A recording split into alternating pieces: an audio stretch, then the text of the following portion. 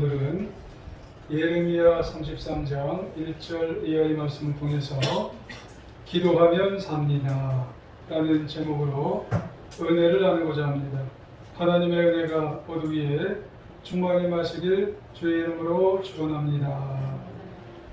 우리가 인생을 살다 보면 여기저기서 사면초가에 빠지게 되고 또 사면초가에 놓이게 되었다고 하는 그런 말을 우리가 하기도 하고 들을 때가 있습니다. 이 말은 뭐냐면 이러지도 못하고 저러지도 못하면서 사면이 아주 꽉 막힌 그런 난처한 상황에 놓이게 되었다는 말입니다. 오늘로 도쿄 올림픽이 막을 내리게 됩니다. 그런데 처음에 도쿄 올림픽이 코로나19로 인해서 개최 여부를 놓고 개최를 하는지 또 아니면은 개최를 하지 말아야 되는지 참이 엇갈린 주장으로 말미암아서 팽팽하게 되었습니다. 왜냐하면은 그동안 올림픽을 준비하면서 시설 관리비뿐만 아니라 또 유지비도 굉장히 만만치 않은데 경제적인 타격이 만약에 안 한다면 이만저만 하지 아니할까 생각을 하기 때문입니다. 그야말로 사면초가에 놓이게 되기 때문에 그런 것입니다. 하자니 이제 코로나가 있고 또 안 하자니 또 비용이 엄청나게 또 손실이 될 것이고 이게 이러지도 못하고 저러지도 못하고 참 굉장히 어렵겠지요. 마찬가지로 우리가 실제로 인생을 살다 보면은 이런 사면초가 상황에 직면하는 일이 참 적지 않습니다. 적을 것 같지만 굉장히 많이 있다는 거예요. 특별히 현재 우리가 처한 삶의 모습들을 이렇게 둘러보면 코로나19의 팬데믹 상황 때문에 대유행 상황 때문에 이런 상황을 우리가 쉽게 만날 수가 있어요. 세계적인 금융 악화의 상황이 또 그것이고 끝이 보이지 않는 내수 침체와 물가의 고공비행의 상황이 우리가 쉽게 만나는 그런 현상들이죠. 계속되는 취업난의 문제와 연끌을 해서라도 해결할 수 없는 문제들. 연끌이 뭔지를 아시죠?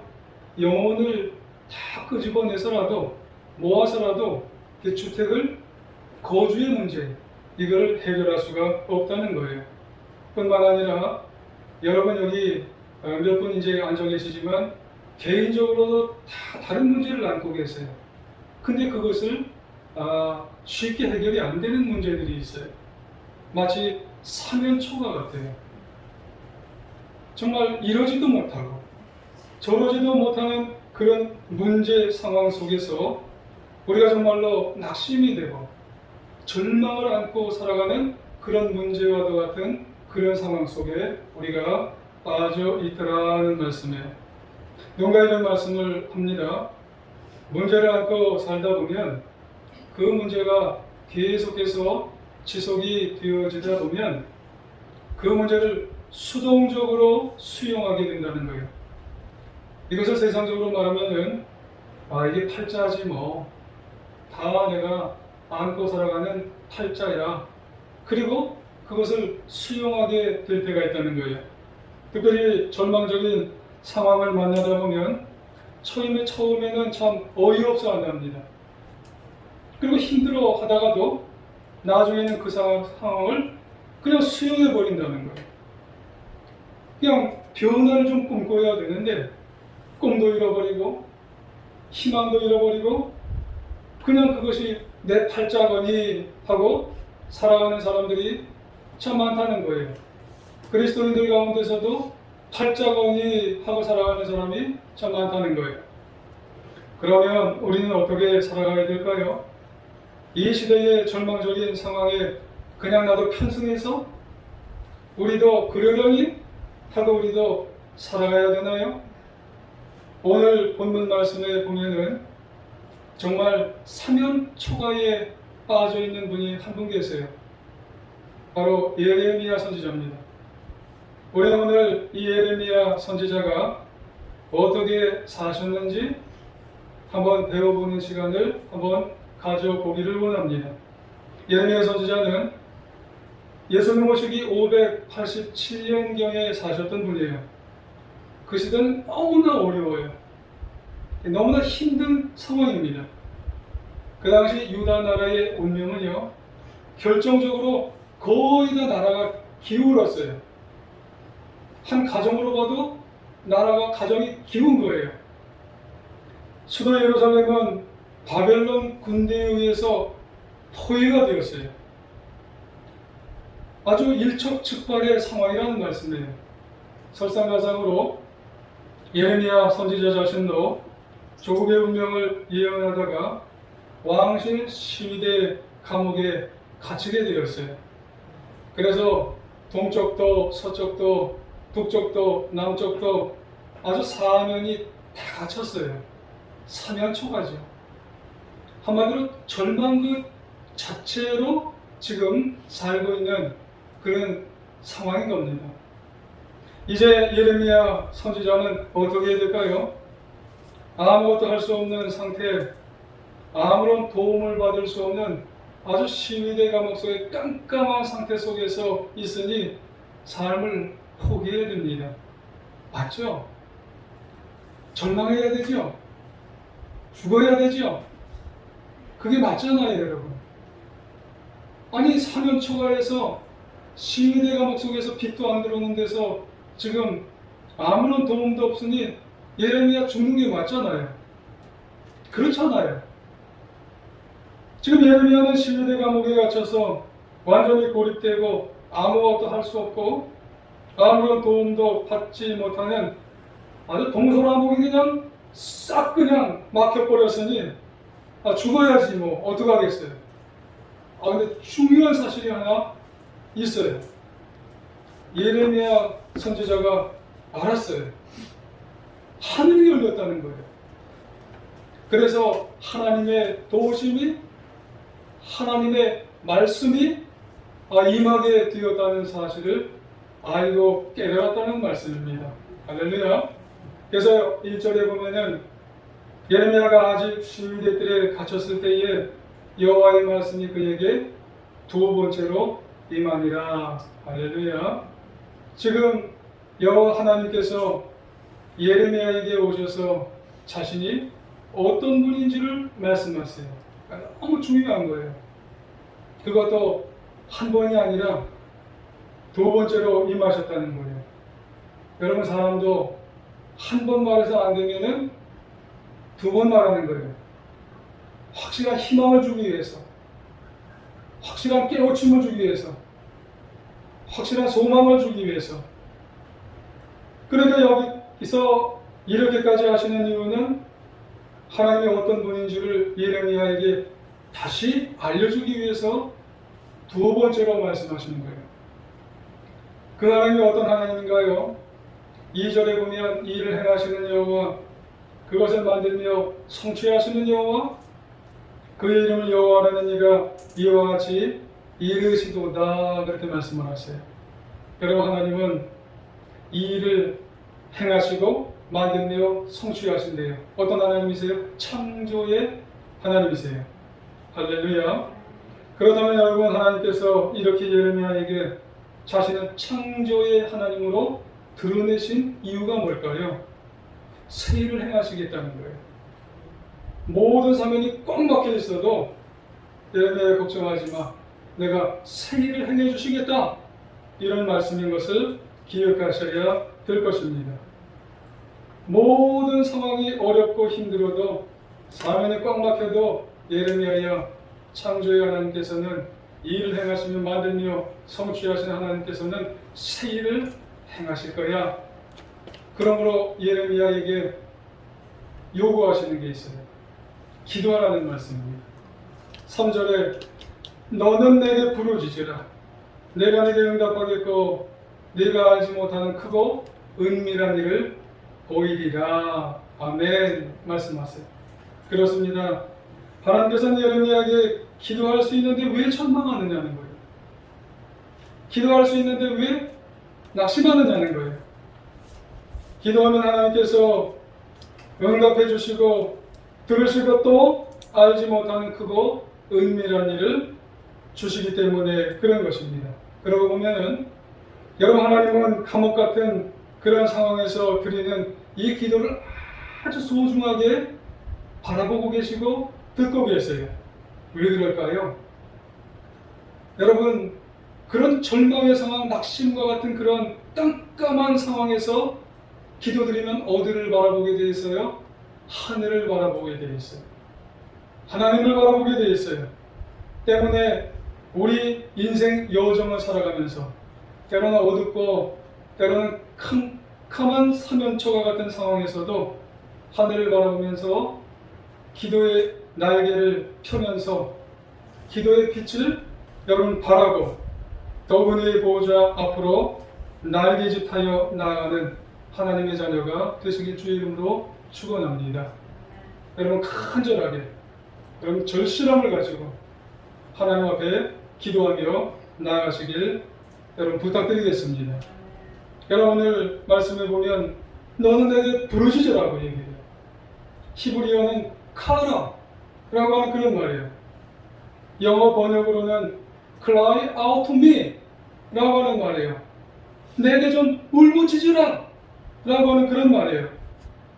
그냥 얘기하는 게 아니에요. 여러분, 특별히 간절한 마음으로 좀 나에게 울부짖으라고 하는 그런 말씀입니다.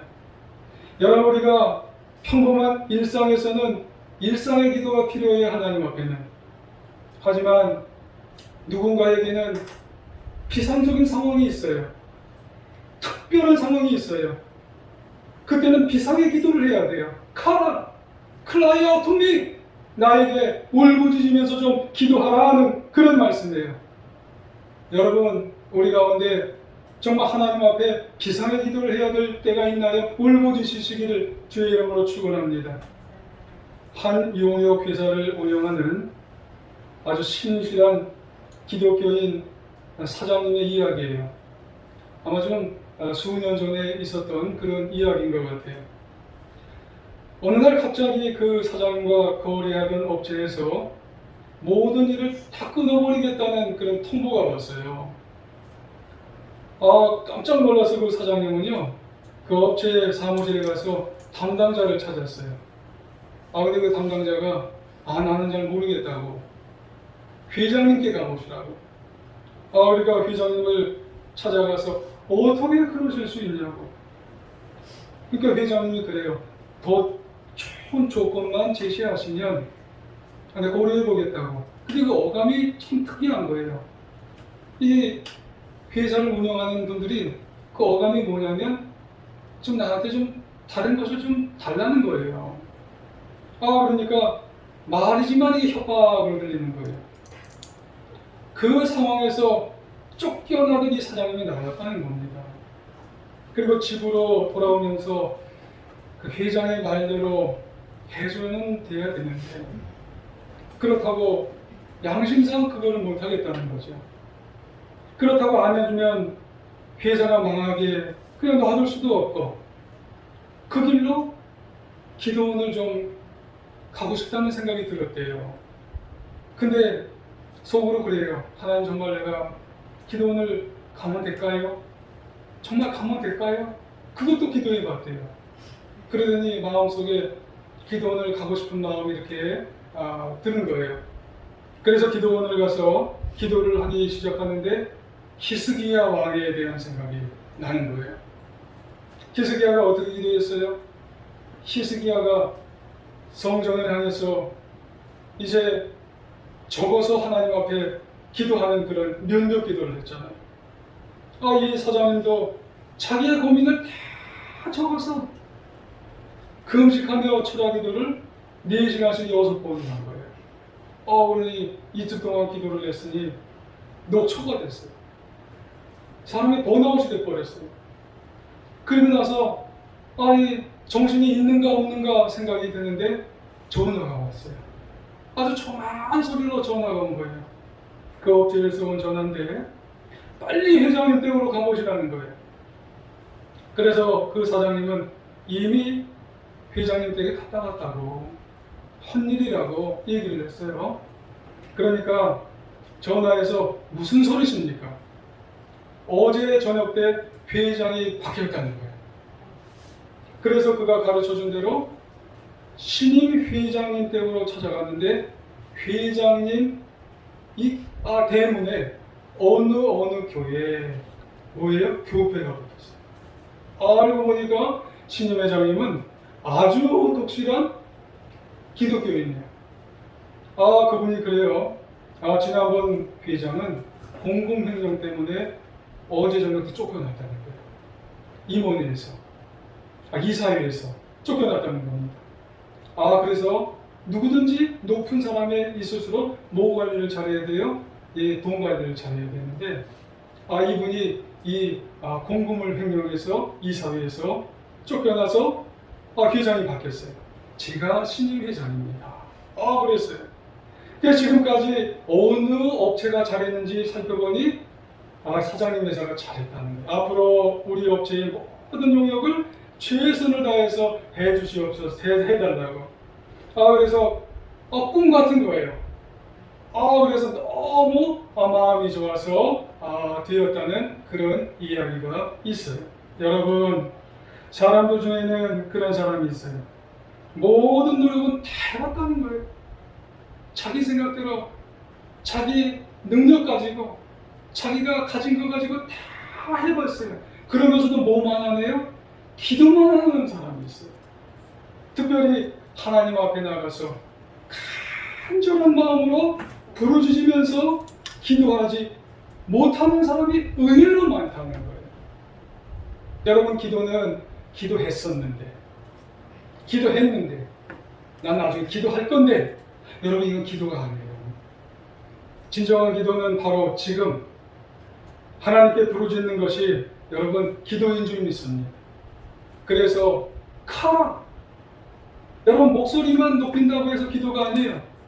중대한 문제를 앞에 놓고 여러분 cry out to me, 정말 눈물을 흘려가면서 간절한 호소를 통해서 토로하면서 하나님 앞에 기도하는 모습이 바로 나에게 있어야 할 줄 믿습니다. 그때 하나님은 그 간절한 눈물의 기도를 들으시고, 그리고 하나님은 일하실 것이고, 그거 놀라운 일을 나타내셔서 우리를 살게 하시는 줄 믿습니다. 그러므로 우리는 어떤 환경을 만나더라도 나는 이제 못해, 나 할 수 없어, 난 그런 사람이야, 이러면 안 되는 거예요. 왜요? 하나님은 우리에게 말씀하세요. 아니야, 너 기도할 수 있잖아. 기도는 가장 위대한 것이고 기도보다 더 강한 것은 없어. 이렇게 우리에게 말씀을 하시기 때문입니다. 그래서 하나님은 예레미야에게 말씀하신 것처럼 우리에게 말씀을 하세요. 명령하세요. 너는 내게 부르짖으라 말씀을 하세요. 그러면은 그 어떤 인생의 감옥에서도, 그 어떤 어둠의 광야에서도, 그 어떤 힘들고 괴로운 병상에서도, 깜깜한 동굴에서도 부르짖으면 하나님은 그 기도를 이렇게 듣고 계세요. 그리고 응답하세요. 그리고 일으키세요. 그리고 살아가게 하시는 줄 믿습니다. 시편 142편에 보면은 다윗이 굴안에 있어요. 아주 깜깜한 동굴 속에 지금 다윗이 그 동굴 속에 있는 거예요. 그때 사울 왕을 피해서 다닐 때였어요. 굴 속에서 너무나 어둡고 절망의 상황에 처해 있을 때 다윗이 아주 그냥 절절한 기도를 그 가운데 했어요. 그런데 이 시편 142편을 한 번 읽어보고 또 두 번 읽어보고 그리고 묵상하다 보면은 중요한 사실 하나 발견할 수가 있어요. 그렇게 어려운 환경 가운데서 다윗이 슬퍼하고 비탄에 빠진 가운데서도 다윗이 하나 알았어요. 뭘 알았냐면 하늘 문이 열려 있구나. 하늘 보좌는 열려 있다는 사실을 깨달았다는 말씀이에요. 할렐루야. 그래서 다윗은 그 하나님을 자신의 피난처로 삼고 자신의 분깃으로 삼는 간절한 기도를 하게 되었다는 말씀이에요. 그래서 시편 142편 5절 이하에 보면은 이렇게 말씀하세요. 오 여호와여, 내가 주께 부르짖습니다. 주는 내 피난처시요 살아있는 사람들의 땅에서 받는 내 몫이십니다. 내 부르짖음에 귀 기울이소서. 내가 너무 비참합니다. 나는 핍박하는 사람들에게서 나를 구하소서. 그들은 나보다 강합니다. 내 영혼을 감옥에서 풀어주셔서 내가 주의 이름을 찬양하게 하소서. 주께서 나를 너그럽게 하시면 의인들이 내 주위에 몰려들 것입니다. 그래요. 여러분, 지금 날에서 너무너무나 어두워요. 너무너무나 깜깜한 동굴 속에 정말 있어요. 그런데도 기도하는 거예요. 사면 초가의 상황이에요. 그런데 이때 다윗이 뭐 했다고요? 간절하게 하늘문이 열렸으니 하나님 나를 구조해 주세요. 하나님 나를 구원해 달라고 기도해요. 마찬가지입니다. 우리도 인생을 살다 보면 실제 감옥이 아니어도 감옥에 갇힌 것 같은 상황에 놓였을 때, 그때 우리가 아무것도 못한 것 같을, 못할 수 있는 절망의 상황이어도 우리에게 가장 중요한 것 한 가지, 기도하면 되는 겁니다. 오늘 복음성가, 우리가 부른 성가 기도할 수 있는데 왜 실망하십니까? 기도하면서 왜 절망하십니까? 주님 앞에 무릎 꿇고 간구해 보세요. 마음을 다하여 뜻을 다하여 기도할 수 있는데 왜 실망하십니까? 기도하면서 왜 걱정하십니까? 하나님 앞에 기도하면 삽니다. 들으시거든요. 응답해 주시고 크고 놀라운 역사를 일으켜 주시는 분이 하나님이시기 때문에 그런 줄 믿습니다. 아마 10년 전쯤일 거예요. 남미 칠레 산호세 광산에서 붕괴되어 작업 중에 33명의 광부가 매몰되어 사고를 당했어요. 지하 700m에서 벌어진 일이에요. 습도가 90%가 됩니다. 온도가 섭씨 32도가 돼요. 여러분, 그런 상황 속에서 매몰이 된다면은, 깜깜한 상황이어도 그런 상황이면 사람들은 다 절망입니다. 그래서 거의 대부분의 사람들이요, 유언장을 쓰는 거예요. 하지만 그 가운데서 믿음의 사람들이 우리가 절망하면 되겠느냐고 마음을 추스르고, 그리고 기도하기 시작하는데 사람들이 간절해지는 거예요. 69일 만에 33명이 다 구조가 됐어요. 그리고 난 다음에 구조대가 그 자리에 가보니까 이런 글이 있어요.